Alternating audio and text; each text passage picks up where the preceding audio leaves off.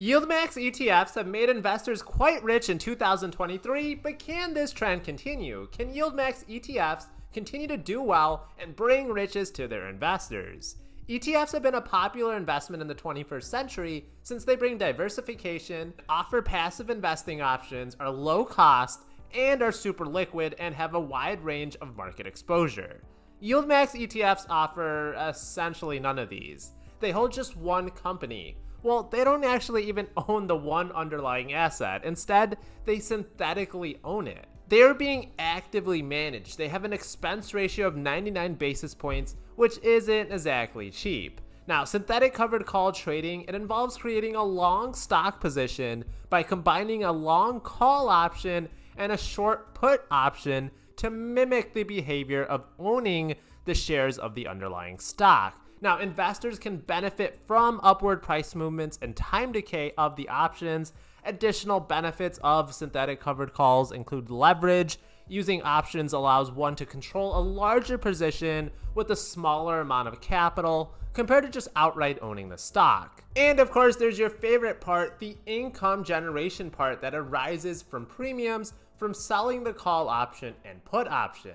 When you buy a stock, you're really only benefiting if the stock goes up in price or pays a dividend. But with option, these benefits go up with using leverage, limiting risk. That's the potential loss that could be limited to the premiums paid for an option contract. They also have diverse strategies such as covered calls or protective puts, spreads, and many more.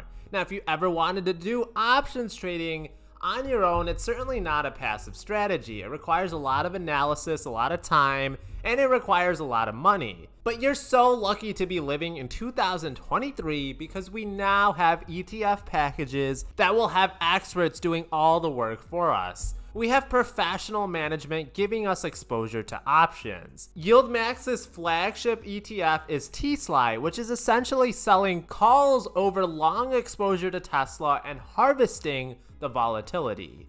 The cost of options depends on how volatile the asset is. The more volatile it is, the more expensive. But you don't necessarily have to be the buyer. You could be the seller of options and earn that high premium. So TSLY will sell weekly options on Tesla, and they're capturing the premium from those calls. YieldMax now has several ETFs designed to automate income for their investors. ETFs based on OARK, Tesla, Apple, NVDY, Amazon, Facebook, Google, Netflix, and even a Coinbase one is in the works. This is a way to get exposure to great companies that might not otherwise pay a dividend. Now, all these won't be yielding as high of a dividend as the one related to Tesla because their volatility isn't as high as Tesla. Tesla has a beta of 2.07, which means on average, Tesla moves 2.07 times as much as the overall S&P 500 index. Apple's beta is considerably lower at 1.29,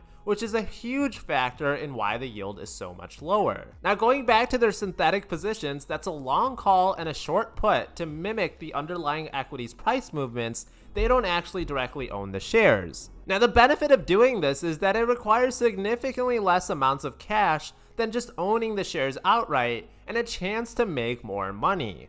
The fund is doing weekly calls to generate income, sometimes even 1 to 2 days out, but the combos to mimic it are done 1 to 3 months out. Now, just like owning a stock, you are exposed to all the downside risk. You might love Tesla because it goes up 10% in a week, but it can also easily go down 20% in a month. All this constant trading also creates taxable events in the options trades, as well as synthetic call rolls, versus if somebody just owned Tesla long term, they would avoid paying short-term taxes. Now, fund holders can still experience some capital appreciation with these ETFs, as calls are sold slightly out of the money at 5 to 10% each month. Another risk here is, let's say Tesla does really well. It goes up 40% in a short amount of time. While TSLY shareholders, they're only going to experience some of that upside because they're doing covered calls, but they're going to experience all of the downside when a stock goes down.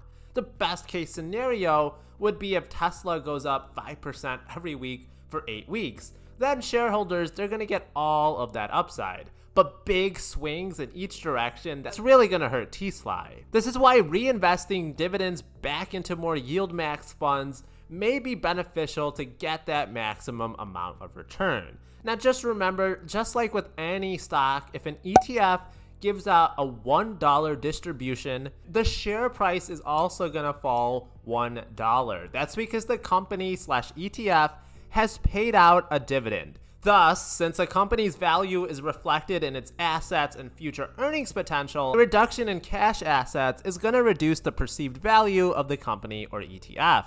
Now, constantly reinvesting shares, that's going to lead to more shares paying you dividends, so even more money in your pockets. Rich people hold on to their assets and they borrow against their investments tax-free and just keep compounding. Just remember, risk and reward are always going to be correlated. Offering a 70% yield is going to come with some downsides. When premiums dry up, and trust me, they will one day dry up, so too will those monthly distributions that YieldMax has done a great job at paying out so far. Just because YieldMax ETFs have done an amazing job in 2023, that doesn't necessarily mean it will in the future. When picking a YieldMax ETF, it's beneficial to pick an underlying equity you actually believe in and are bullish on. Of all their ETFs, I personally feel Google and Apple are the most fairly valued, while the others may experience a big pullback sometime in the short-term future. But of course, that's just my opinion. 2023 was a great year for Tesla, up almost 100%. A great year for NVDY, up 200%. But years like this won't be the norm. There's going to be other years where they're down big and those dividends won't be as juicy. Investors will just have to be able to live with their investing choices and try to keep the emotion out of it.